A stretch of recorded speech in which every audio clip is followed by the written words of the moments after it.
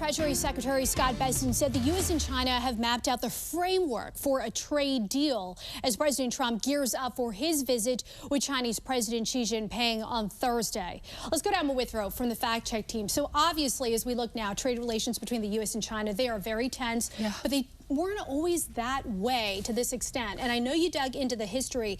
Let's start with just walking us through the evolving impact that China has on global trade. Yeah, so we've got to rewind to 2001. That's really where this whole story starts. So that's when China joined the World Trade Organization, the WTO. So the idea at the time was that opening up trade would benefit both economies. Americans get cheaper goods, and also U.S. companies get to sell to China's massive market. And it worked until it just kind of didn't. So China's manufacturing exploded, but American factories couldn't keep up. So economists called this the China shock, basically referring to the millions of American manufacturing jobs that just disappeared as production started to shift overseas. And an important point is during Trump's first term where this kind of evolved into a trade war, right? Yeah, it really did. I mean, in 2018, President Trump argued that China was playing unfair, stealing intellectual property, forcing tech transfers, and also heavily subsidizing their own companies. And that's when the first Section 301 tariffs hit, covering roughly $350 billion in Chinese imports. China then hit back with its own tariffs, but China is still, one of America's top trading partners.